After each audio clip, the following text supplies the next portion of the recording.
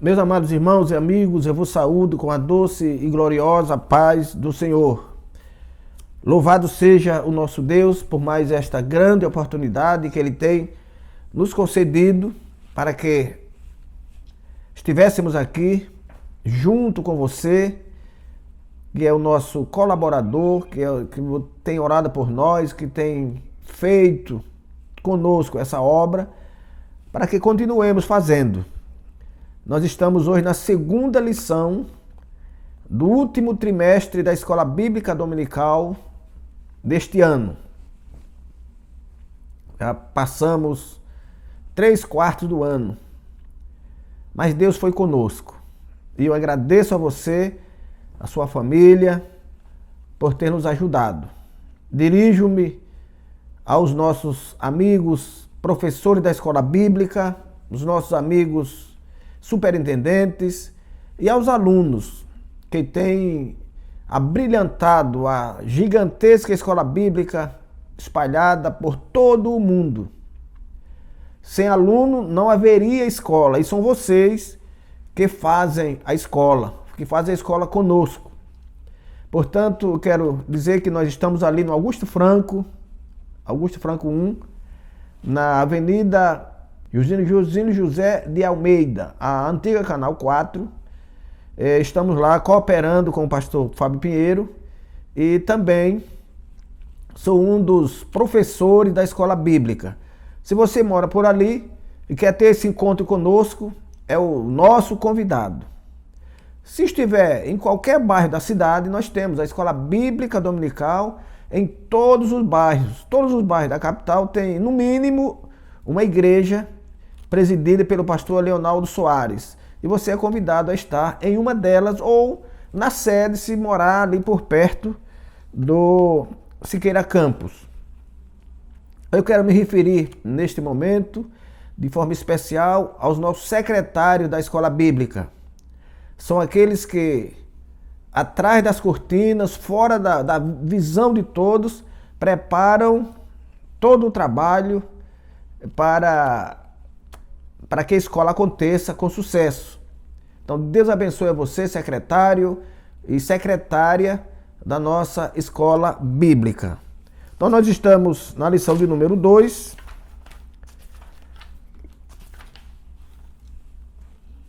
As promessas de Deus para Israel.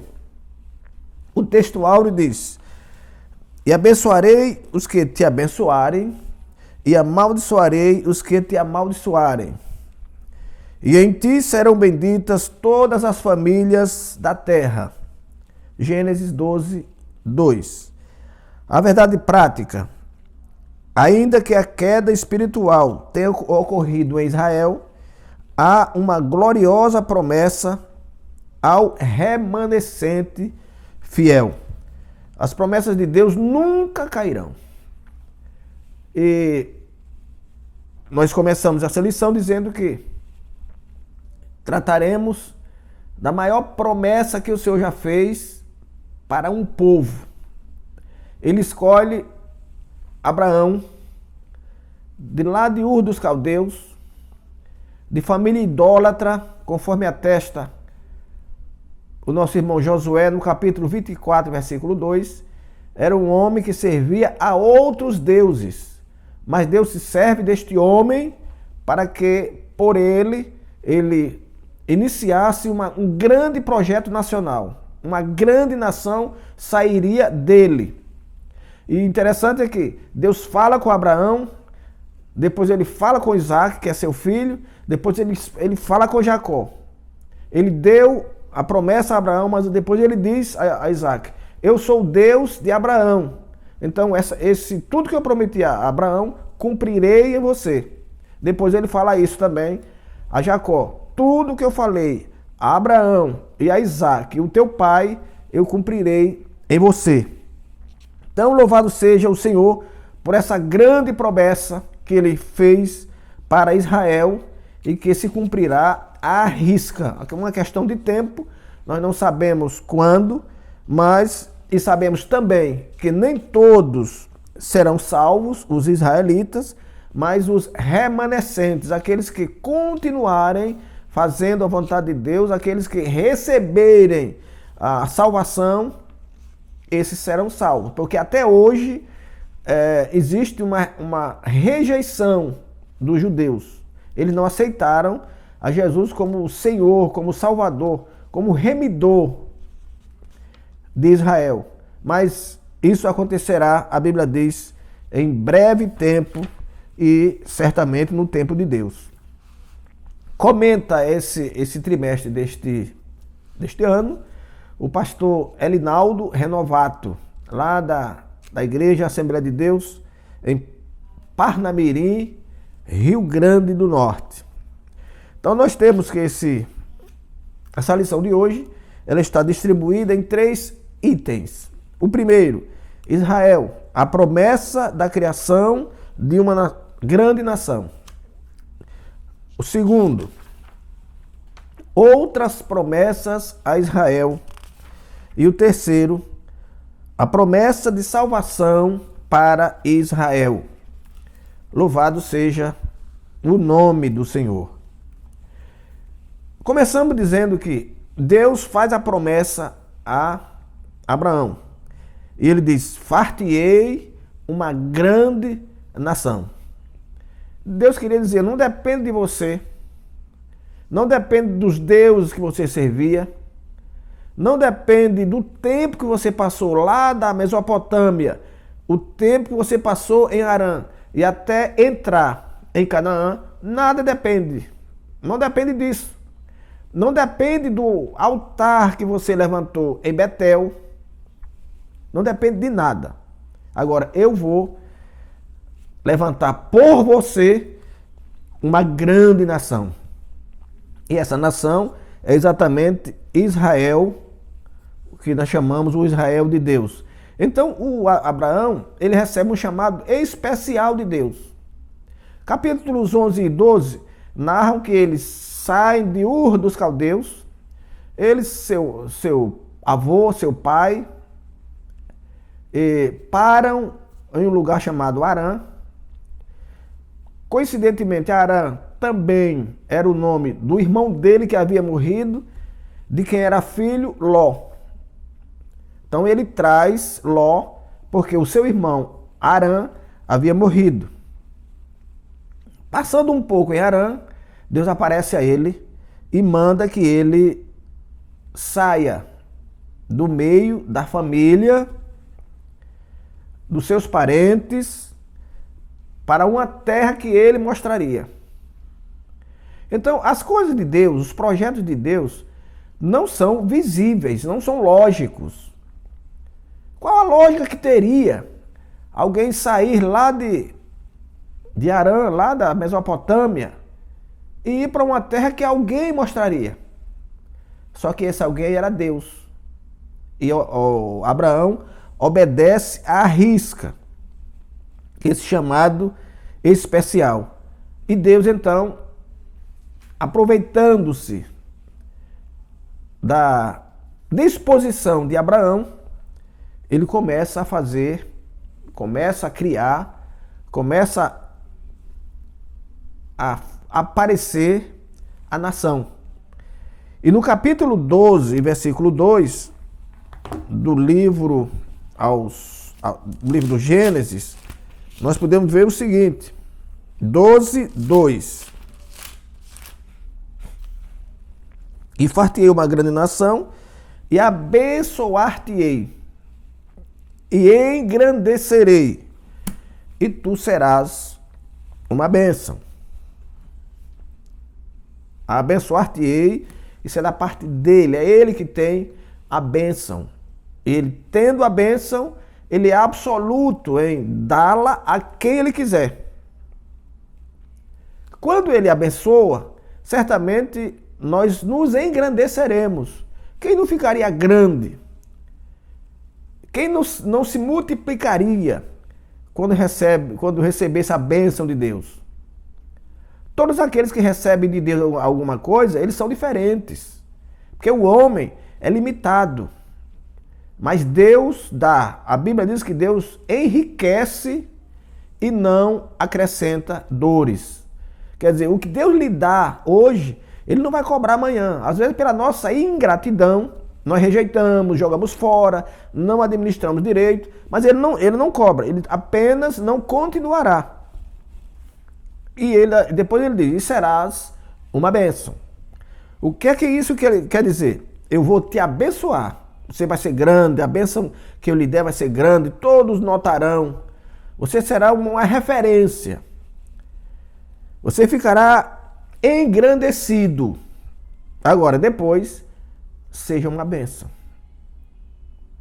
Depois que a gente recebe a bênção, é natural, e por que não dizer, é bíblico, que nós sejamos bênção para os outros. Se Deus nos abençoou, é porque nós devemos ser bênção para os outros também. Então aquela promessa não era uma promessa apenas a Abraão e a sua mulher, Sara, que era inclusive estéril. Ora, Deus faz uma promessa, diz, a tua família darei a terra. Mas Sara, que era a esposa de Abraão, era estéril. Rebeca, que era esposa de Isaac, também era estéril. E Raquel, que era esposa de Jacó, também era estéril. Aos olhos do homem, aquilo não funcionaria. Que nação vai sair de pessoas estéreis? Acontece que Deus nunca deixou de cumprir as suas promessas e nunca voltou atrás depois de tê-las feito. Se Deus prometeu, saiba, Ele vai cumprir. Glória a Deus. Então, nós vemos que tudo começa em casa. Tudo começa em casa. Você tem que tomar a primeira posição em casa. Qual foi a primeira posição de Abraão? Sair de casa. Abandonar a família? Não. Ouvir a voz de Deus. A Bíblia não é clara se eles perderam o contato. E não perderam, porque anos depois, Jacó retorna para Harã. Amando de Isaac e Rebeca, ele retorna a Harã para aplacar a raiva que Saul havia tomado dele pelo episódio da tomada da primogenitura. Então começou em casa com Abraão, largando a família, largando a parentela e cuidando em servir ao Senhor. E aí quando nós tomamos essas providências, claro que Deus vai nos abençoar pela nossa obediência, pela nossa disposição em segui-lo, nós só teremos bênção. Glória a Deus. E em ti, Abraão, serão benditas todas as nações da terra. Em ti serão benditas todas as nações da terra. Ora, Deus estava fazendo uma promessa nacional da formação de uma nação, Israel. Mas ele estende isso em Abraão. Quem ouvir Abraão, quem estiver fazendo o que Abraão faz, quem estiver seguindo a lei, quem estiver seguindo o caminho que Abraão seguia, seriam benditas. Bendito significa muito felizes. Bendito, muito felizes.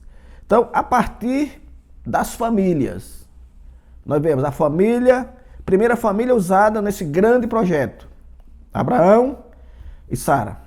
Segunda família usada para prosseguir o grande projeto, Isaac e Rebeca. Terceira família usada para continuar o projeto, Jacó e Raquel. Glória a Deus. Então, quando nós começamos a ver, nós temos que as famílias, se elas não estão bem, a sociedade nunca estará. Se a família não estiver bem, saudável, não estiver de acordo com a vontade de Deus, se a família não estiver fazendo aquilo que Deus ordena, tudo vai desgringolar e não vai dar em nada. tudo será perdido. Mas Deus usou as 3 famílias. Uma família que depois foi desenrolada em 3 para que ele fizesse o que ele estava pronto a fazer. Mas Deus também, ele prepara um futuro para nós e ele não se esquece desse futuro que ele preparou. O Deus, sendo o Deus de toda a terra, o Deus que domina todas as coisas, quando ele nos faz uma promessa, ele nos acompanha para ver se nós estamos dispostos a cumprir essa promessa. Para que ele, ao fazer a promessa, ele possa cumprir a parte dele. Quando nós cumprimos a nossa parte. Então, quando Abraão veio, ele sabia que a terra era Canaã, mas Canaã estava passando por uma grande fome. Ele então faz-se desentendido e vai ao Egito. E Deus, que segue aqueles por quem ele trabalha, ele vai a Abraão, renova a promessa e diz: anda na minha presença e ser perfeito. Isto é, se você não fizer a sua parte, eu não faria a minha. Eu sou Deus. Eu posso, inclusive, te ajudar a fazer a sua parte, mas você tem que fazer a sua parte. As pessoas desconhecem que Deus é um Deus bondoso, mas é um Deus de justiça também. Justiça é dar a cada um o que ela precisa, o que ela merece. Então, se Deus promete alguma coisa, me promete alguma coisa, e eu não faço por onde essa promessa acontecer, é claro que Deus não vai fazer a parte dele. Porque as promessas de Deus são fiéis. A Bíblia diz que as promessas de Deus são fiéis, porque fiel é o que prometeu.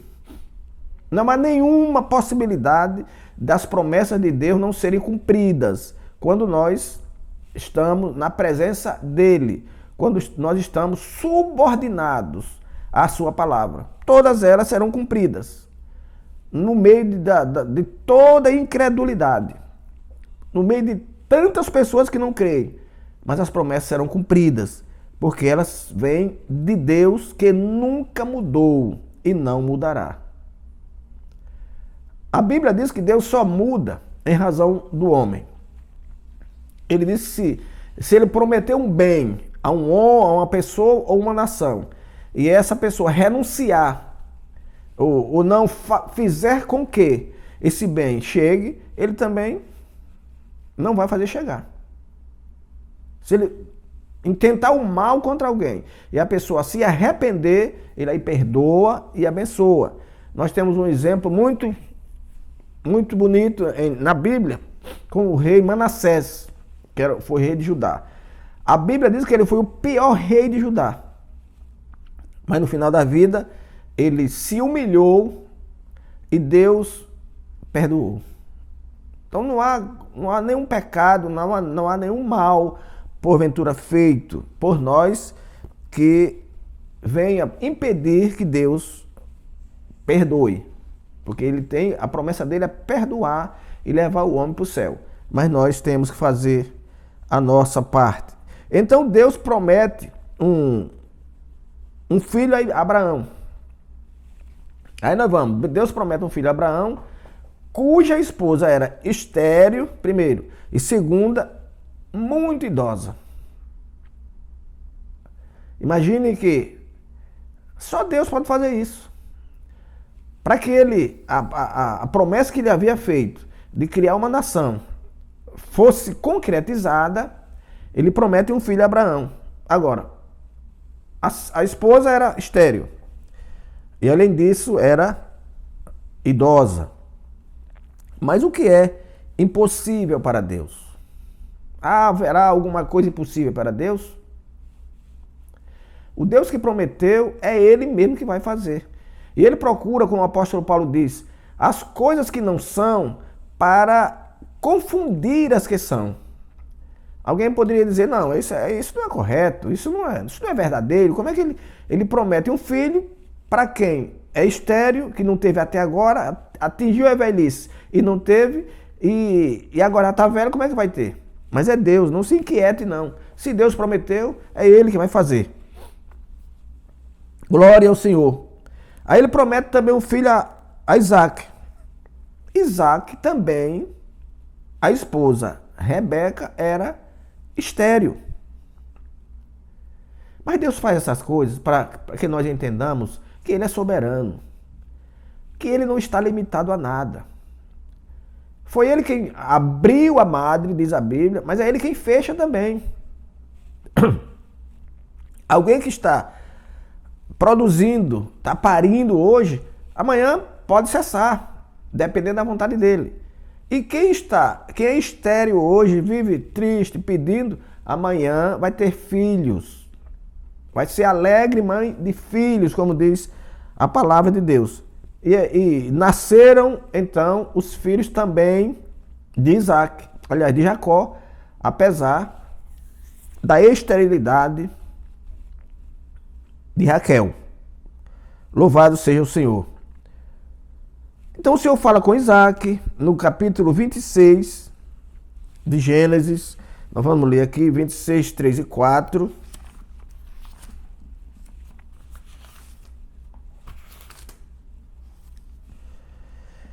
Peregrino nesta terra e serei contigo, e te abençoarei, porque a ti e a tua semente darei todas essas terras e confirmarei o juramento que tenho jurado a Abraão. Ele aparece ao filho de Abraão e confirma tudo. E multiplicarei a tua semente como as estrelas do céu, e darei à tua semente todas estas terras, e em tua semente serão benditas todas as nações da terra. Veja que essa mesma promessa ele havia feito a Abraão.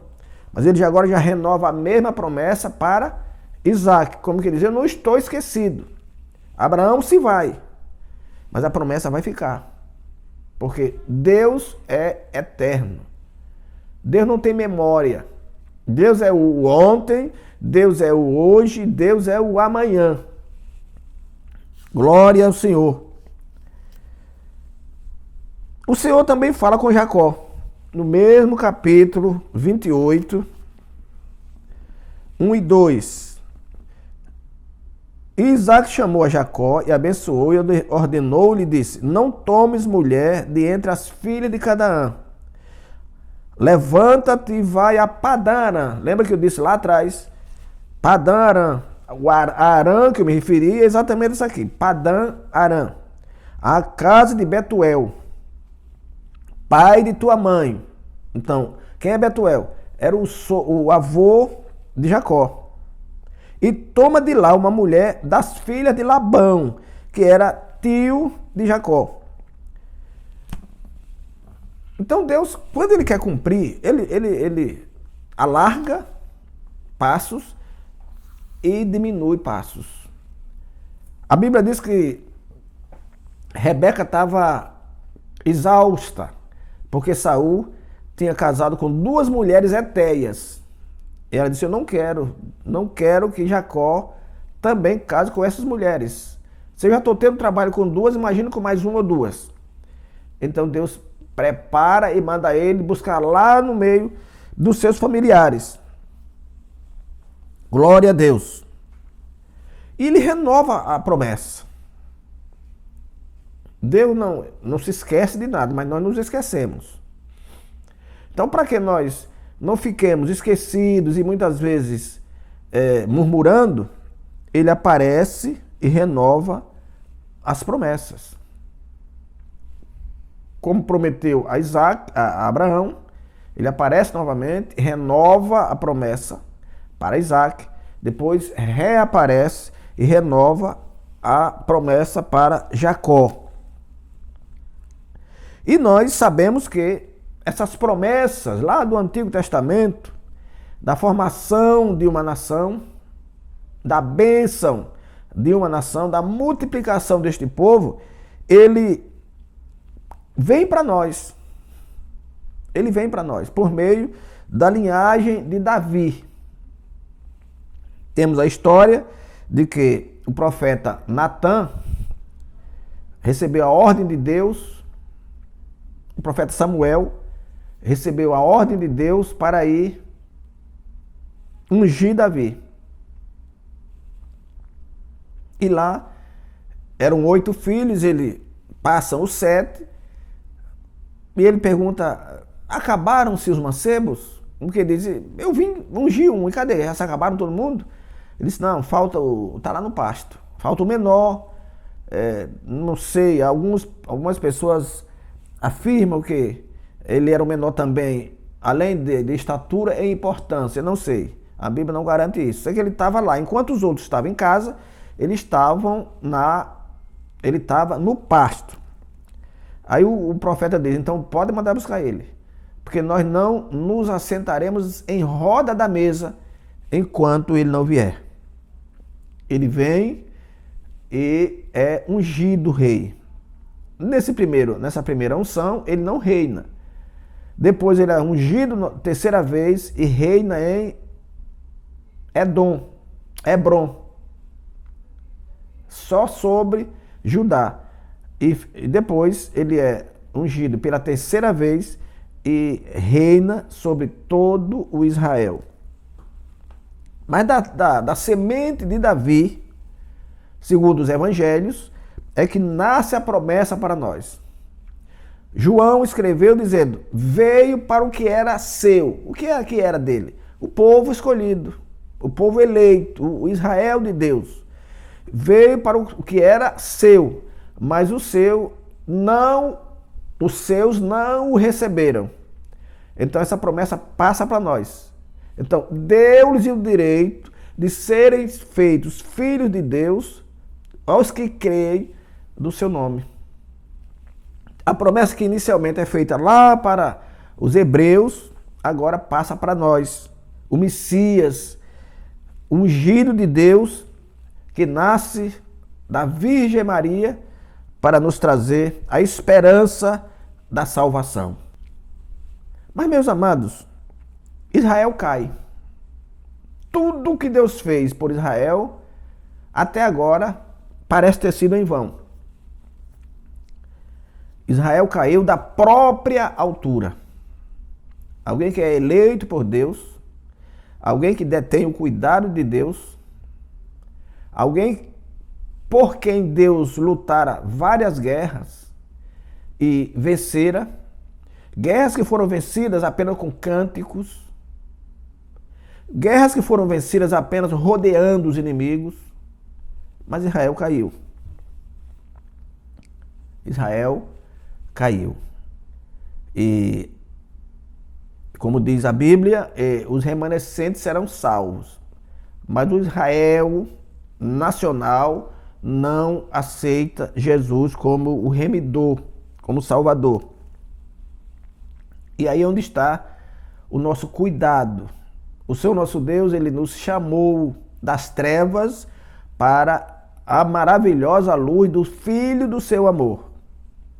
E nós temos que ter muito cuidado para não cairmos. Quando eu digo cair, não é sair da igreja e procurar outros caminhos. Tem muita gente caída na igreja. Pessoas que formam os seus próprios conceitos. Pessoas que não creem hoje como criam há 10 anos. Ou mesmo pessoas que não fazem, que fazem hoje o que não faziam há 10 anos. Pessoas que ignoram o grande amor de Deus. Israel caiu da própria altura. Foi ninguém que derrubou ele, não. Ele próprio caiu. E quando nós estamos desatentos à palavra de Deus, nós corremos esse mesmo risco de cair. Então tenhamos cuidado, você aluno da nossa escola bíblica dominical, você professor, você colega pastor. Vamos ter muito cuidado com os últimos dias. A era da relativização. A era do relativismo. A era do naturalismo. A era do tudo pode porque todo mundo faz. Esse é o medo, esse é o perigo de uma igreja fria, E mais ainda, uma igreja morna e que Deus rejeita.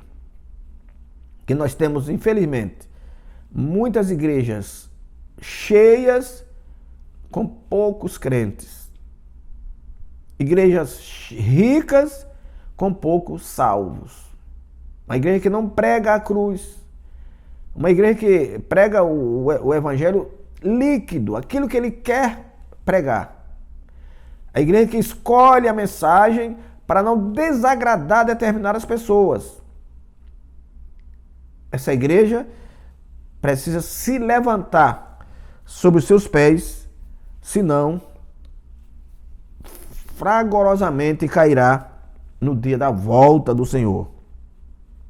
Paulo, quando estava pregando nos seus vários anos de ministério, ele demonstrava o desapreço, a tristeza que ele tinha por Israel, por alguém ter recebido tanto e ter feito tão pouco.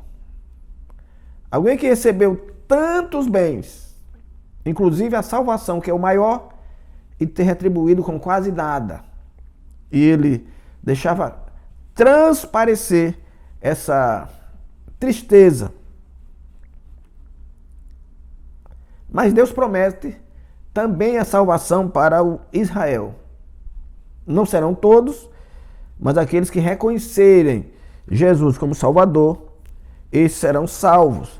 Nós vamos ler aqui na carta de Paulo aos Romanos,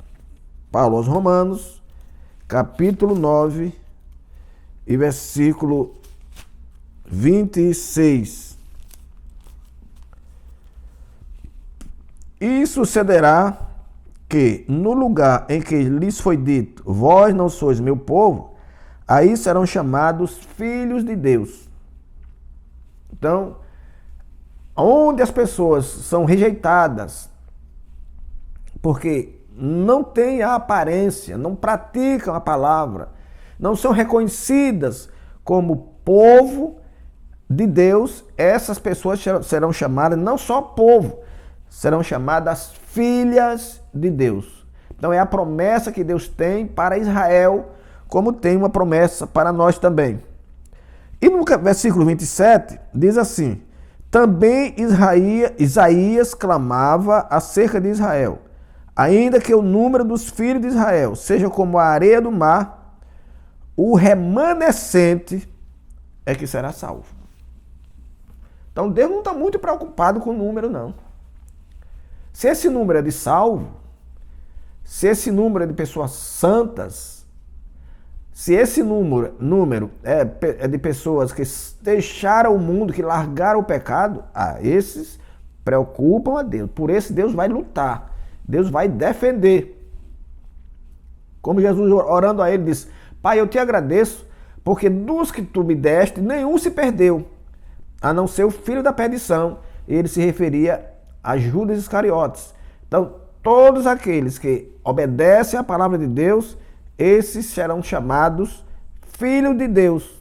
E mesmo aqueles que são remanescentes de Israel, também serão salvos, porque há uma promessa para eles, há uma eleição para eles.